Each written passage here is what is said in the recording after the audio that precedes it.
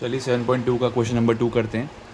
Find the coordinates of point of trisection. Trisection का मतलब होता है three equal parts of the line segment joining this and this. कह रहे हैं कि एक लाइन सेगमेंट जॉइन कर रही है इस पॉइंट को और इस पॉइंट को। समझ आ गया इतना तो चलो बढ़िया। कह रहे कि आपको कोऑर्डिनेट्स निकालने हैं, कोऑर्डिनेट नहीं निकालना, कोऑर्डिनेट्स एस लिखा हुआ है, कोऑर्डिनेट्स निकालने हैं ट्राई सेक्शन वाले। मतलब कि आपको इस पूरी लाइन को 3 इक्वल भागों में डिवाइड करना है, 3 इक्वल हिस्सों में डिवाइड करना है। तो मतलब आपको 2 कट लगाने पड़ेंगे, एक कट यहाँ लगेगा और एक कट यहाँ लगेगा। 2 कट लगाओगे तभी तो इसके 3 हिस्से होंगे ना बेटा, है ना। तो इसको P मान लो, इसको Q मान लो, ठीक है। तो आपको P के कोऑर्डिनेट्स फाइंड करने हैं, Q के कोऑर्डिनेट्स फाइंड करने हैं। बट हमें सेक्शन फॉर्मूला में एक ही बार हम एक ही कोऑर्डिनेट फाइंड कर सकते हैं, दो तो नहीं कर सकते हम। तो कैसे करेंगे? तो ध्यान सुनो, ये बेसिकली 2 पार्ट्स में डिवाइडेड क्वेश्चन है, ठीक है। तो मैं लिख देता हूँ केस 1 जो कि है फॉर P, मतलब आपको P निकालने हैं।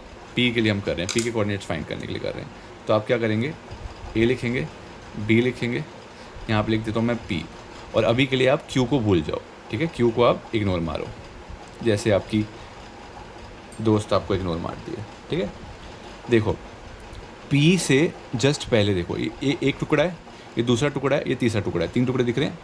P से पहले कितने टुकड़े पड़े हैं? एक ही टुकड़ा पड़ा है ना। P से पहले एक ही टुकड़ा, तो आप लिख दो 1। P के बाद कितने टुकड़े पड़े हैं? 1 और 2, तो आप लिख दो 2, यानी कि रेशो क्या है? 1:2। तो क्वेश्चन में रेशो मेंशन नहीं करी हुई, बट आपको सोचना है कि P से पहले कितने टुकड़े हैं? एक ही टुकड़ा है। P के बाद कितने टुकड़ा है? 1, 2 टुकड़े हैं, तो मैंने 1:2 लिख दी। क्यों हटा दिया? क्योंकि Q अभी आप बाद में निकालोगे, ठीक है। तो अब आप सेक्शन फॉर्मूला लगाओगे, मैं एक ही बार लिखूंगा। बहुत सिंपल फॉर्मूला है, क्या है? x1 इंटू M2, यानी कि वो अक्षय कुमार का वो आपको याद होना चाहिए, x2 और M1 अपॉन में M1 प्लस M2, ठीक है। तो इस वाले पहले वाले को बाद से करना है, 4 इंटू 2 प्लस बाद वाले को पहले वाले से करना है, -2 इंटू 1 अपॉन में 1 प्लस 2। कितना आ जाएगा ये? 8 - 3 अपॉन में 3, 5 अपॉन में 3 आपका आंसर आ जाएगा, ठीक है। P का आपका आंसर आ गया 5 अपॉन में 3, ठीक है। अब आप निकालेंगे Q पॉइंट, सॉरी आप निकालेंगे Y वाला पॉइंट, ठीक है। Y वाला पॉइंट निकालिए जल्दी से। तो एक बार 4 इंटू 2 8, अच्छा यहाँ पे गलती होगी, सही कह रहे हो, 2, इसके बाद 6 आएगा ये, और यहाँ पे 2, ठीक है। 8 - 2 3 का। अब निकालना है आपको y। कैसे निकालते हैं?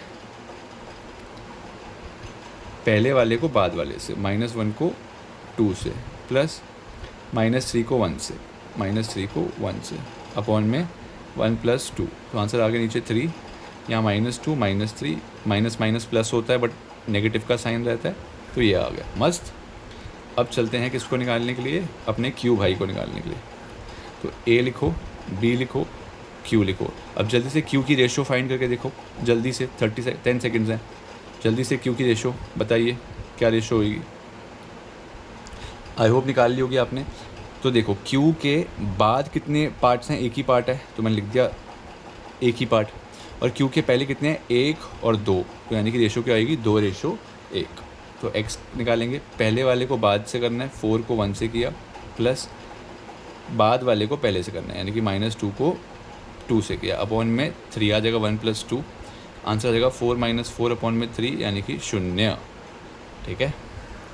नेक्स्ट है y की वैल्यू -1 इंटू 1, मतलब पहले वाले को बाद वाली रेशो से मल्टीप्लाई करना है और बाद वाले नंबर को पहली वाली रेशो से करना है। तो आंसर आ गया -1 - 6 अपॉन में 3, यानी कि -7 अपॉन में 3, ठीक है।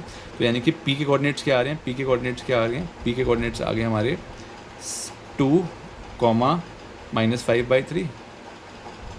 और Q के कोऑर्डिनेट्स क्या आ गए हमारे? Q के कोऑर्डिनेट्स आ गए हैं 0, -7/3। तो दिस कंप्लीट्स योर क्वेश्चन, ठीक है। ईजी था क्वेश्चन। नेक्स्ट क्वेश्चन पे बढ़ते हैं।